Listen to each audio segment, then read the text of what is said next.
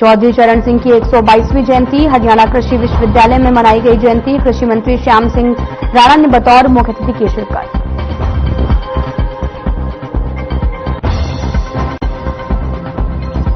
हरियाणा में जल्द ही बनेंगे नए जिले और उपमंडल, सरकार ने गठित की सब कमेटी। मंत्री कृष्णलाल पंवार को बनाया गया चेयरमैन।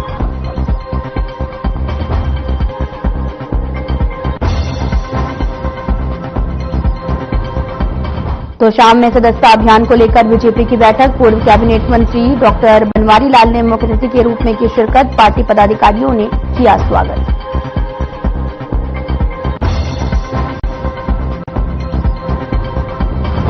कैथल में तालाब में मिली महिला की लाश, शव मिलने से इलाके में मचा हड़कंप। मौके पर पहुंची पुलिस जांच में जुटी।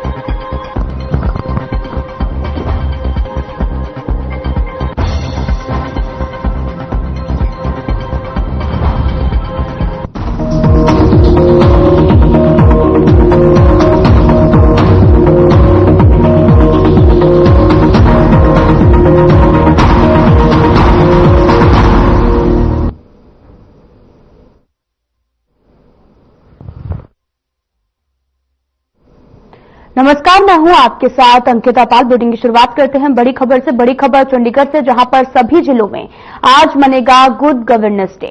गुरुग्राम में राज्य स्तरीय कार्यक्रम का होगा आयोजन। मुख्यमंत्री नायब सिंह सैनी मौके पर रहेंगे मौजूद। कई प्रोजेक्ट में बेहतर काम का मिलेगा award. State flagship scheme, state level award शामिल है और साथ ही टॉप परफॉर्मिंग डिस्ट्रिक्ट को भी मिलेगा पुरस्कार। बड़ी खबर इस वक्त की टीवी स्क्रीन पर चंडीगढ़ से, जहां पर सभी जिलों में आज गुड गवर्नेंस डे है और गुरुग्राम में राज्य स्तरीय कार्यक्रम का आयोजन किया है। और इस दौरान सीएम सैनी भी मौके पर मौजूद रहेंगे। कई प्रोजेक्ट में बेहतर काम करने पर अवार्ड भी दिया जाएगा और साथ ही कई स्कीम फ्लैगशिप की बात भी कही गई है। साथ ही आपको बताते चलें कि सभी जिलों में आज गुड गवर्नेंस डे है, राज्य स्तरीय कार्यक्रम का आयोजन होना है। सीएम नायब सिंह सैनी भी मौके पर पहुंचेंगे और यहां पर बेहतर कार्य करने वालों को अवार्ड भी दिया जाएगा।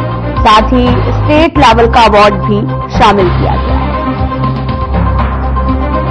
बड़ी खबर टीवी स्क्रीन पर चंडीगढ़ से, जहां पर आज गुड गवर्नेंस डे मनाया जाएगा। इस दौरान सीएम नायब सिंह सैनी भी मौके पर मौजूद रहेंगे। कई प्रोजेक्ट में बेहतर काम करने वाले लोगों को भी सम्मानित किया जाएगा।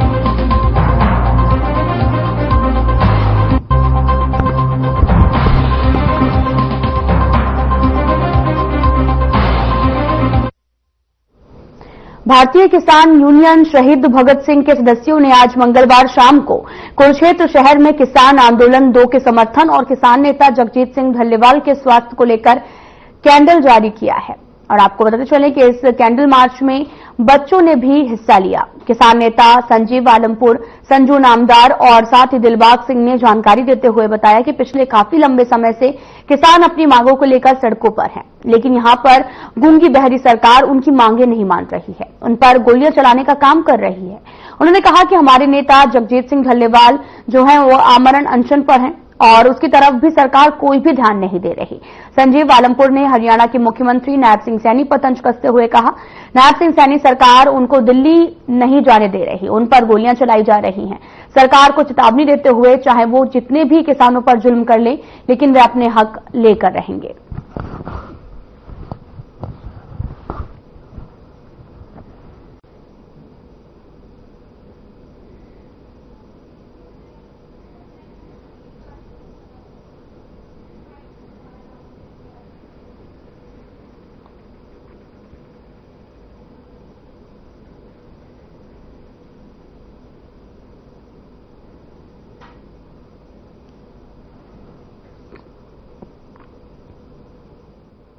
आपको बताते चलें कि किसान आंदोलन का यहां पर समर्थन किया गया, कैंडल मार्च निकाला गया।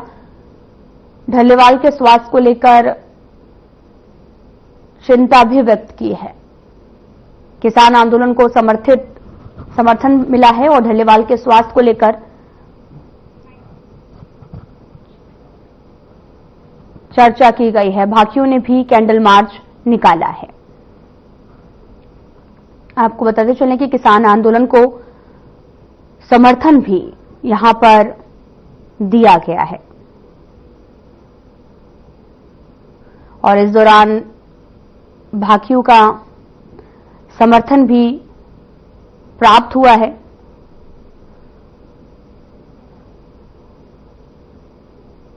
आपको बताते चले कि यहां पर बच्चे भी जो हैं वो शामिल हुए हैं और साथ ही कैंडल मार्च निकाला गया।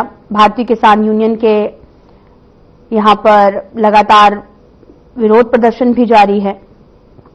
भारतीय किसान यूनियन के राष्ट्रीय अध्यक्ष टिकैत ने भी मंडी समिति के एक किसान में महापंचायत भी ली थी और यहीं पर दूसरी तरफ आपको यह भी बताते चले कि ढल्लेवाल के स्वास्थ्य को लेकर यहां पर चिंता भी जताई गई है।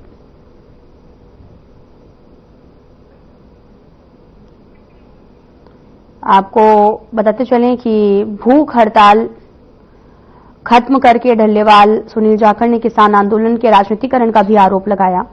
दरअसल आपको बताते चले कि पंजाब बीजेपी के अध्यक्ष सुनील जाखड़ पिछले 28 दिन से भूख हड़ताल पर बैठे हैं। संयुक्त किसान मोर्चा एसकेएम के नेता जगजीत सिंह ढल्लेवाल से अपील भी की है कि वे अनशन को खत्म करें और साथ ही जाखड़ ने आंदोलन में शामिल किसान नेताओं और राजनेताओं को आंदोलन को व्यक्तिगत लाभ के लिए इस्तेमाल करने के लिए भी आलोचना और चेतावनी दी है।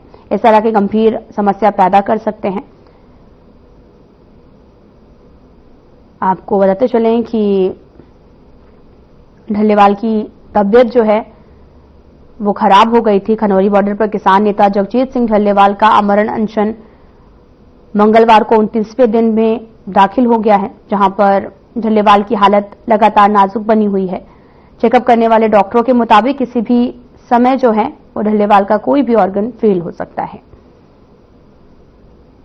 और साथ ही आपको यह भी बताते चलें कि ढल्लेवाल के ऑर्गन फेल होने की बात कही है और साथ ही खनौरी बॉर्डर पर किसान नेता जगजीत सिंह ढल्लेवाल का आमरण अनशन जारी था। ढल्लेवाल की हालत नाजुक बनी हुई है। चेकअप करने वाले डॉक्टर्स जो है उनका चेकअप कर रहे हैं। ढल्लेवाल की देखभाल के लिए किसान मोर्चा की ओर से तैनात डॉक्टर स्वयंमान की टीम ने भी डॉक्टरों का कहना है कि ढल्लेवाल की सेहत में लगातार गिरावट आ रही है।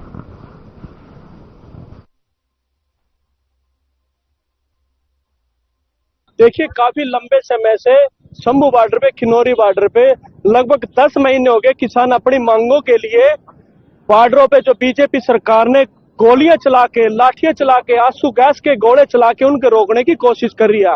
और जो सामने है, जो जवान है, वो भी हमारे बच्चे, हमारे भाई हैं। मैं बीजेपी सरकार से कहना चाहता हूं, अगर आपके अंदर इतनी ताकत है, आपके जो आरएसएस के वर्कर है, बीजेपी के जो वर्कर है, उनको हमारे सामने रोक लगा के देखिए, फिर दिखाते हम दिल्ली कैसे जाते हैं। तो लंबे समय से हमारी जो मांगे है, ये बीजेपी सरकार हमारी जो मंडी है उनको खत्म करना चाह रही है। अब जो ये दिन चल रहे हैं, आप सभी को पता है, वो का महीना चला हुआ है।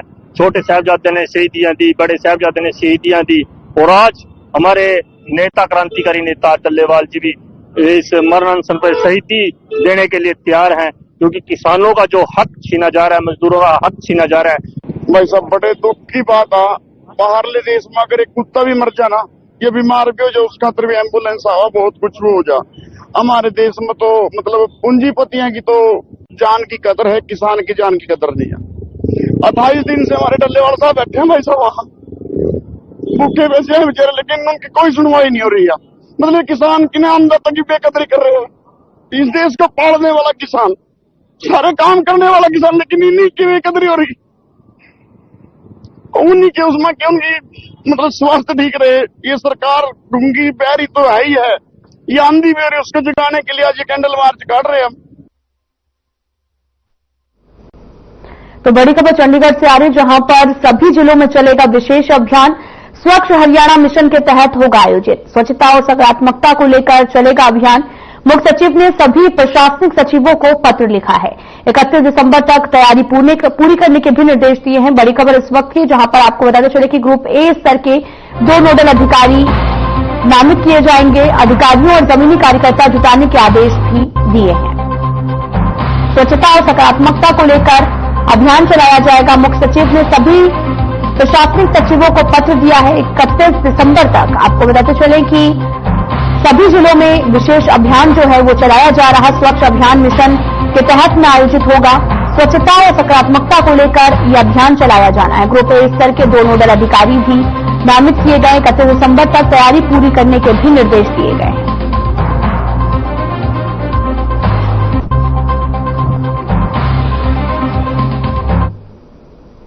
राष्ट्रीय उपभोक्ता दिवस पर आज जहां पूरे देश में उपभोक्ता दिवस मनाया जा रहा है, वहीं फरीदाबाद में भी खाद्य आपूर्ति विभाग और ग्राहक पंचायत द्वारा राष्ट्रीय उपभोक्ता दिवस मनाया गया। यहां पर डिपो धारकों, उपभोक्ताओं को उनके अधिकारों के प्रति जागरूक किया जा रहा है। उन्हें यह भी बताया गया किस तरह से उन्हें खरीदारी करते वक्त क्या क्या सावधानियां बरतनी चाहिए ताकि उनका अधिकार न मर सके। और वहीं इस अवसर पर लीगल ऑफिसर महेंद्र सिंह ने बताया कि आज उपभोक्ता दिवस के अवसर पर जहां पूरे देश में आज खाद्य आपूर्ति विभाग एवं ग्राहक पंचायत द्वारा ये पहुंचे, यहां पर लोगों को बताया गया कि उनके क्या अधिकार हैं, उनके अधिकारों की रक्षा के लिए कौन से कानून बने हुए हैं, इसकी जानकारी दी गई है। डिपो संचालक सुशील मित्तल ने बताया कि आज उपभोक्ता दिवस पर जागरूक करते हुए बताया कि कोई भी सामान ले तो उसका बिल लें ताकि आपके साथ में कोई धोखाधड़ी ना हो सके। उन्होंने कहा कि हम डिपो धारकों को भी जागरूक किया गया है कि उपभोक्ता कोई भी सामान लेता है तो उसकी खरीद रसीद निकालकर उपभोक्ता को दे ताकि उनका अधिकार ना मारा जा सके।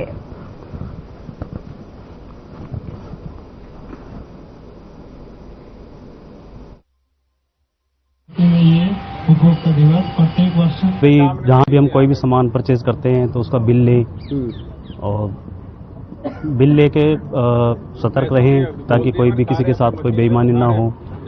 कोई भोक्ता ये हमारे लिए भी है और हम डिपो रहे हैं तो हमारे डिपो उनके लिए कस्टमर्स के लिए भी है कि भाई हम उनको पर्ची स्लिप निकाल के दे जो हम सेल करते हैं ताकि उनका अधिकार ना मारा जाए।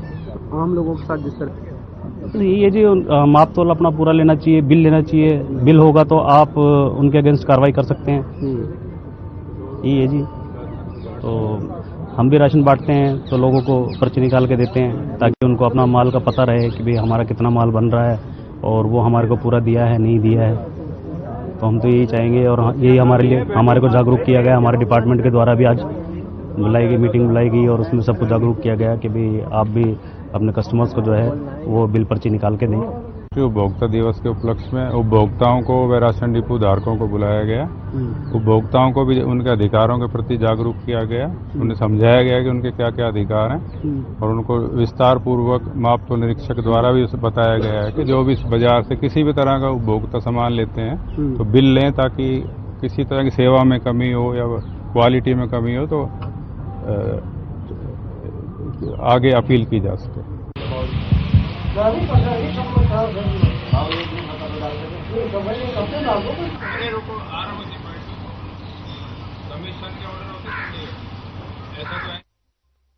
खबर सिरसा से है जहां पर जिले की एलानाबाद थाना पुलिस ने महत्वपूर्ण सुराग जुटाते हुए एलानाबाद कस्बा के वार्ड 1 से स्थित घर से घरेलू सामान नकदी चोरी की हुई वारदात के संबंध में घटना के दूसरे आरोपी को भी गिरफ्तार किया है। इस संबंध में जानकारी देते हुए एलानाबाद थाना प्रभारी सब इंस्पेक्टर जगदीश चंद्र ने बताया कि गिरफ्तार किए गए आरोपी की पहचान राजू पुत्र गोपाल राम निवासी तलवाड़ा रोड एलानाबाद के रूप में हुई है। थाना प्रभारी ने बताया कि इस घटना के एक आरोपी को पहले ही गिरफ्तार किया जा चुका है। उन्होंने बताया कि गिरफ्तार किए गए दोनों आरोपियों की निशानदेही पर चोरी घरेलू सामान और नकदी बरामद कर ली गई है। थाना प्रभारी ने बताया कि इस संबंध में सुखदेव सिंह निवासी वार्ड नंबर 5 एलानाबाद की शिकायत पर एलानाबाद थाना में चोरी का अभियोग दर्ज कर जांच शुरू कर दी गई है। उन्होंने बताया कि गिरफ्तार किए गए आरोपी को अदालत में पेश किया गया है जहां से उसे न्यायिक हिरासत में जेल भेजा गया है।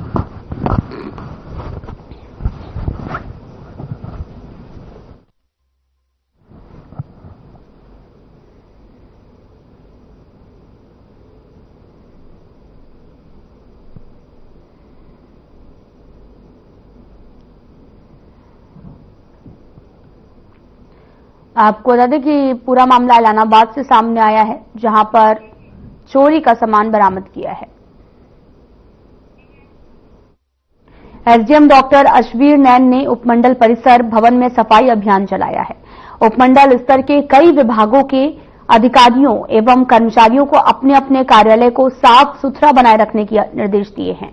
साथ ही एसडीएम ने भी बताया कि स्वच्छ हरियाणा मिशन के अंतर्गत 31 जनवरी तक प्रदेश भर में विशेष स्वच्छता अभियान चलेगा और उन्होंने ये भी कहा कि हर दिन की शुरुआत साफ सफाई से करें। एसडीएम डॉक्टर नैन ने अधिकारियों एवं कर्मचारियों से कहा कि वे अपने घरों की तरह ही अपने कार्यालयों को भी साफ सुथरा रखें। साफ सफाई एक ऐसा कार्य है जिसको करने से कोई छोटा नहीं बनता। स्वच्छता के लिए हर व्यक्ति को संजीदगी से कार्य करना चाहिए। उन्होंने कहा कि पहला सुख निरोगी काया है। स्वच्छता एवं साफ सफाई से ये सुख प्राप्त किया जा सकता है। स्वच्छता ही सेवा अभियान के दौरान नायब तहसीलदार संजय शर्मा, सरपंच राजेश तंवर सहित अन्य अधिकारीगण उपस्थित रहे।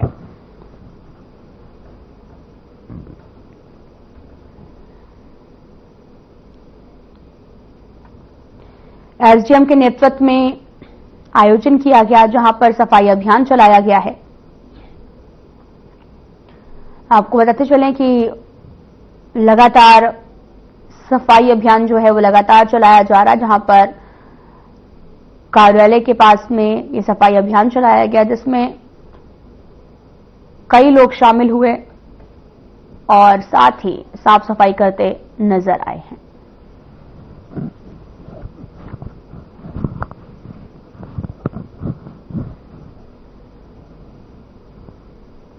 आपको तस्वीरें भी दिखा रहे हैं जहां पर स्वच्छता अभियान चलाया गया और जागरूकता फैलाई गई है।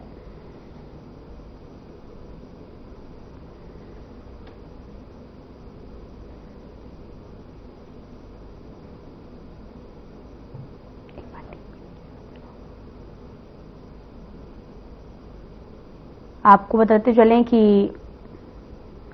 यहां पर तो शाम की तस्वीरें दिखा रहे हैं जहां पर एसडीएम के नेतृत्व में अभियान चलाया गया। स्वच्छता अभियान का आयोजन किया गया। स्वच्छता के सेवा अभियान के दौरान व्यक्ति को संजीदगी से कार्य करना चाहिए। साफ सफाई पर एक मिसाल भी पेश की गई है। आपको बताते चलें कि एसडीएम के नेतृत्व में हरियाणा मिशन के अंतर्गत स्वच्छता अभियान चलाया गया। हर दिन की शुरुआत साफ सफाई से करें और एसडीएम डॉक्टर नैन ने अधिकारियों एवं कर्मचारियों से भी अपील की है। स्वच्छता अभियान चला, देखिए एसडीएम निरंतरता में स्वच्छता बारे आज एक अभियान चलाया गया कार्यालय उपमंडल अधिकारी नागरिक प्रशासन से, और इसके तहत हम जितना भी लीगेसी वेस्ट है वो सारा वो हटाएंगे और जितने भी सरकारी और जो दूसरे परिसर हैं उनको सबकी साफ सफाई करेंगे। और सबसे अनुरोध है कि स्वच्छता अभियान में बढ़ चढ़कर भाग लें।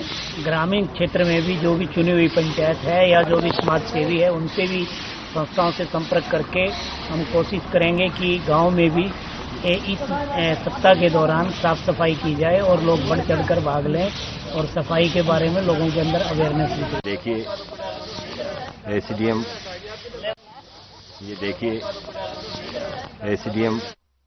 तो चंडीगढ़ से इस वक्त की बड़ी खबर। मौसम को लेकर पूर्वानुमान जारी। राज्य में आज और कल मौसम रहेगा शुष्क।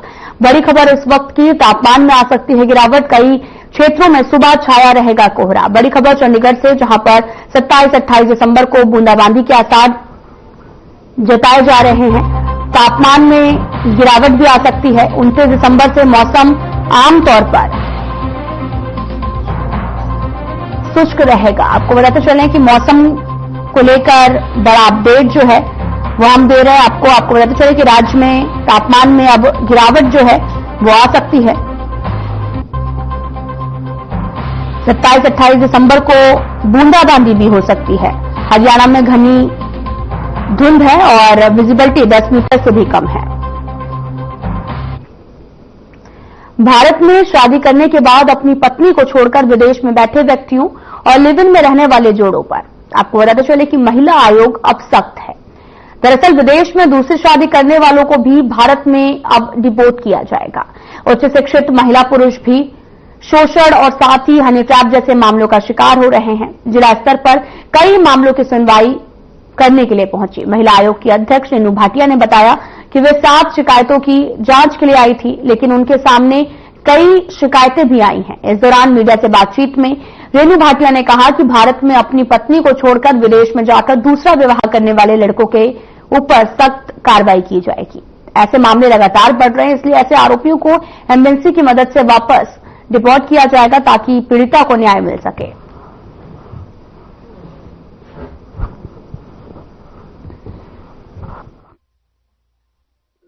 पुलिस लाइन में अपनी रूटीन हेयरिंग के लिए आए हैं। हर जिले में हम 3 से 4 महीने के बाद हेयरिंग रखते हैं और बीच में जो केसेस आते हैं उनको हम पंचकुला कंपाइल करके जिला वाइज देखते हैं।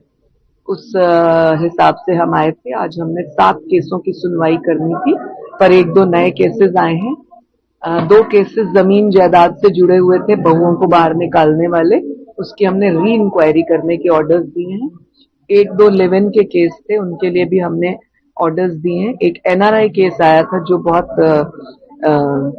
दर्द देता है हरियाणा की बेटियों को। लड़का शादी करके माँ बाप के कहने पे और फिर चला जाता है, वहां दूसरी शादी कर लेता है और उसे लेने नहीं आता। तो 2.5 साल से ये लड़की यहाँ पर थी। उसके लिए हमने ऑर्डर्स किए। पूरी एम्बेसी में हम लिखेंगे, उसको डिपोर्ट करने का पूरा प्रयास करेंगे 100%, और लड़की को दोबारा उसकी लाइफ वो कैसे जीना चाहती है उसके ऊपर विचार।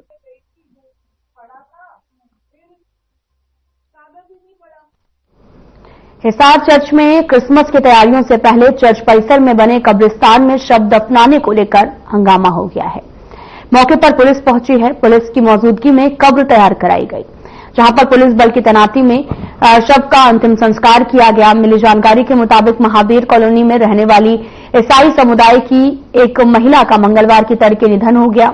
महिला के परिजनों ने चर्च के पास्टर को फोन करके फोन करके इस बारे में जानकारी दी है। मंगलवार को जब कब्रिस्तान में खुदाई शुरू कराई गई तो चर्च परिसर में नर्सरी चलाने वाले लोगों ने भी विरोध किया है। करीब 135 साल से चर्च है यहां पर स्थापित है, और साथ ही नर्सरी चलाने वाली हरिओम ने बताया कि यह हमारी नर्सरी की जमीन है, इस पर हम खुदाई नहीं करने देंगे। हमारा कोर्ट में केस चल रहा, हमारे पास अदालत के कागजात हैं।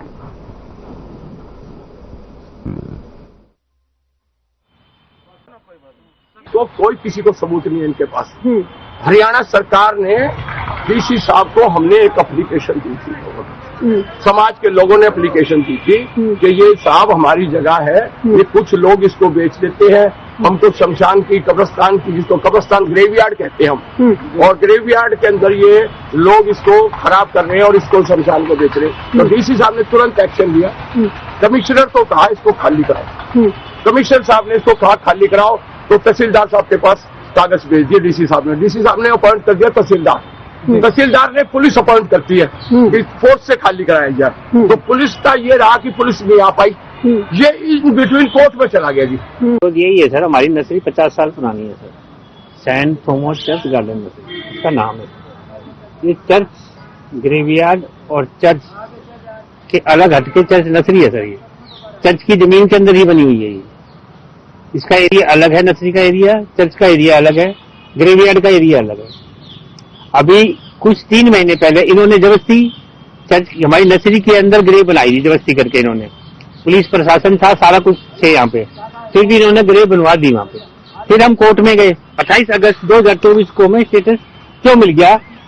जज साहब ने कहा अब ये सारे पुलिस वगैरह भी और वैसे भी लोग खड़े हो गए कि अगर ग्रेव कोई मर जाएगा तो हम कहाँ जाएंगे। तो जज साहब ने कहा कि ये आपका अलग सिस्टम है कि आप कहीं भी लेके जाए इस बॉडी को, लेकिन ये रेंटेड एरिया, नर्सरी का जो रेंटेड एरिया है उसके अंदर आप ये इंटरफेयर नहीं कर सकते।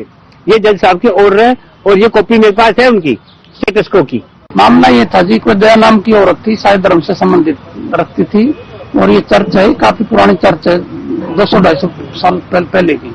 जब भी कोई शायद धर्म की कोई भी व्यक्ति एक्सपायर हो जाता है तो यहाँ दफना जाता है, और यहाँ दफनाने के लिए आज ईसाई धर्म के लोग 10-15 व्यक्ति आए थे कब्र खोदने के लिए, जिन्होंने यहाँ हुकम सिंह नाम का व्यक्ति है, काफी दिनों से यहाँ कब्जा कर रखा है, वो उनको खोदने नहीं दे रहा था, जिस पर मामला काफी गड़बड़ा गया था और वो कब्र नहीं खोदने दे रहा था। कानून व्यवस्था खराब हो रही थी, जिस पर मेरे को सूचना मिली, मैं तुरंत आया और यहाँ कब्र खुदवाने ईसाई धर्म के लोगों ने शुरू कर दी। थोड़ी देर में बॉडी को दफना दिया जाएगा।